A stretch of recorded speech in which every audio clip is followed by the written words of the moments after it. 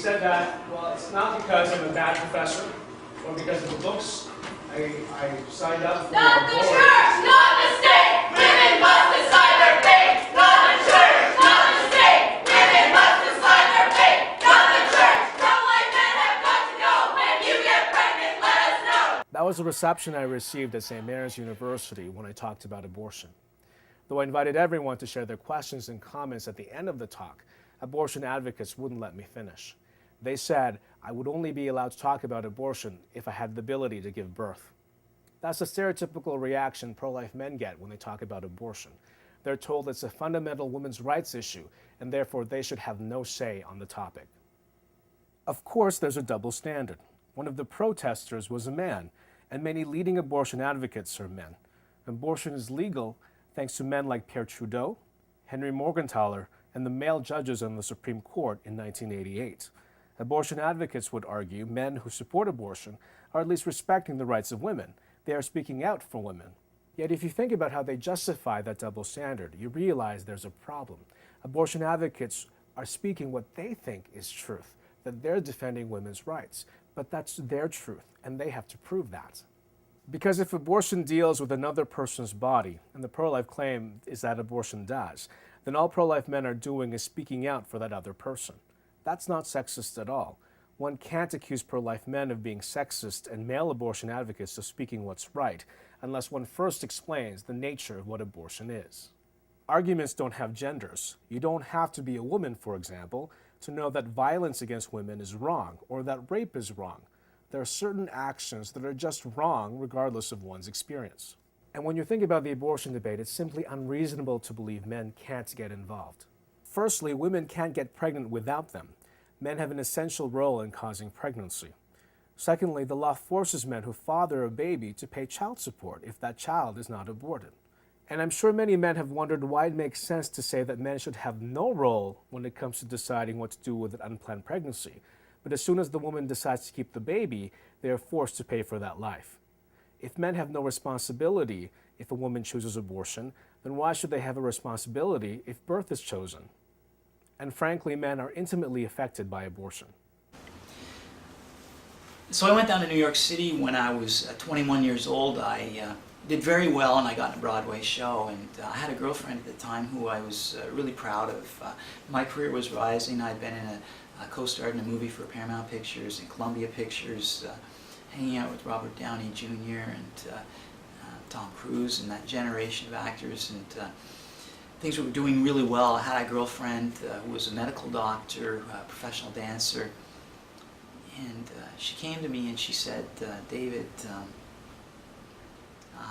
you know that I'm on the pill, right? I'm like, yeah, I know that. She goes, you know I know how to take the pill, right?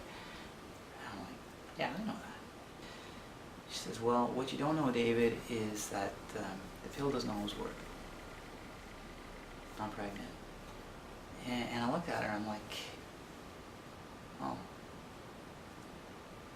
And my career flashed before my eyes, you know, my self-centeredness and her career, and, you know, she was being considered to be one of the first Canadian woman in space. And I'm like, well, you know, maybe we should start the family later or something like that. We're not married or anything like that. And she's like, yeah, that sounds like it makes sense. And we went through with an abortion.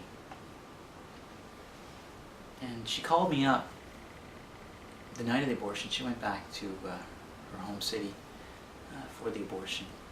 And she called me up and she said, David, when I was on that table and they were removing the pieces of my baby, I had this overwhelming urge to say, put that back.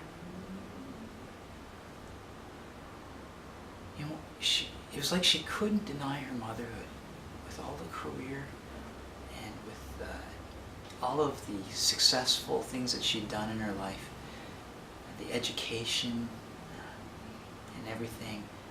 She couldn't deny that part of her that, you know, that was carrying a baby. And I didn't know how to respond to that. It's like, it was too late. It was too late. And so I saw a woman who was beautiful, strong, talented. I saw her crumble before my eyes. And I got really messed up after that. A lot of people say that abortion doesn't affect men. I'm living proof that it does. I fell into bulimia. I was vomiting up to 6 times a day. Started using a lot of drugs, cocaine, drinking a lot, mouthing off to directors. I got in a show that a lot of New York performers would love to be in. I was the rock and roll cat in the U.S. National Tour of Cats. And I was out on that tour in Philadelphia. We were going to open up in Chicago. And I blew out my voice completely from kind of the way I was living. And that was the end of my career. I was 23 years old.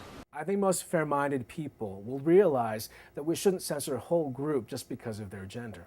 And besides, if we truly want to help women who are going through crisis pregnancy, the last thing we want to do is create a dividing line between them and their partners. We have to understand abortion isn't a women's rights issue, it's a human rights issue.